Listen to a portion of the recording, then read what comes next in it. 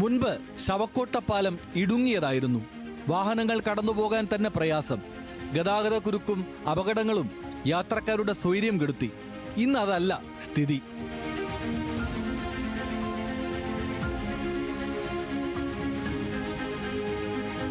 ശവക്കോട്ടപ്പാലം നേരത്തെ ഒരു പാലമേ ഉണ്ടായിരുന്നുള്ളൂ.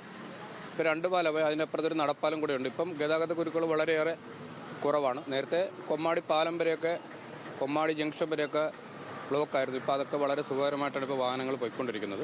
അപകടങ്ങളൊക്കെ നേരത്തെ ചെറിയ രീതിയിലൊക്കെ ഉണ്ടായിട്ടുണ്ട്.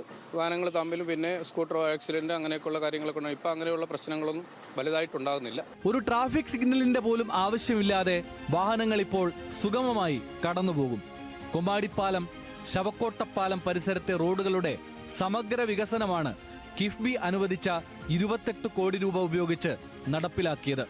കിഫ്ബി ഫണ്ട് ഉപയോഗിച്ച് ഒട്ടനവധി വികസന പ്രവർത്തനങ്ങളാണ് ആലപ്പുഴ നിയോജക മണ്ഡലത്തിൽ നടപ്പാക്കിയതെന്ന് MLA PP ചിത്തരഞ്ജൻ പറഞ്ഞു. ആലപ്പുഴയുടെ ഏറ്റവും പുരാതനമായ ഒരു പാലമാണ് ശവക്കോട്ടപ്പാലം. അതുപോലെ തന്നെ മറ്റൊരു പാലമാണ് കൊമ്മാടിപ്പാലം. ഈ 2 പാലങ്ങൾ ഏതാണ്ട് 38 കോടി രൂപ ഗവൺമെൻറ് ചെലവഴിച്ചിട്ടാണ് 2 പാലങ്ങളും അതിൻ്റെ അപ്രോച്ച് റോഡുകളും ചെയ്യുന്നത്. 7 വർഷക്കാലത്തെ മാത്രം എടുത്താൽ ഒരു 1500 കോടി രൂപ കിഫ്ബി മുഖാന്തരം, അതല്ലാതെ സ്റ്റേറ്റിൻ്റെ പ്ലാൻ ഫണ്ടും മറ്റു കാര്യങ്ങളും ഉണ്ട്. മുൻപ് ദേശീയപാതയായിരുന്ന റോഡ് ഇപ്പോൾ ദേശീയപാതയിലേക്കുള്ള ബൈപ്പാസായി മാറി. തിരുവനന്തപുരത്തേക്കും മറ്റും യാത്ര ചെയ്യുന്നവർക്ക് ഇതുവഴി എളുപ്പത്തിൽ ദേശീയപാതയിലേക്ക് കടക്കാം.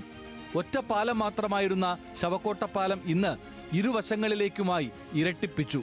കൂടെ കാൽനട യാത്രക്കാർക്കു വേണ്ടി മനോഹരമായ നടപ്പാലവും. കിഫ്ബി ഫണ്ട് ഉപയോഗിച്ച് ശവക്കോട്ടപ്പാലത്തിന്റെ പുനരുദ്ധാരണം യാഥാർത്ഥ്യമായപ്പോൾ കൊമ്മാടി വരെ നീളുന്ന യാത്രാ ദുരിതത്തിനാണ്, ഗതാഗത കുരുക്കിനാണ് പരിഹാരമായത്.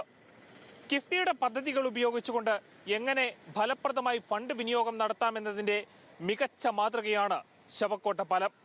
ക്യാമറമാൻ ദീപക് ജേക്കബിനൊപ്പം അമൽ സുരേന്ദ്രൻ, ന്യൂസ് മലയാളം.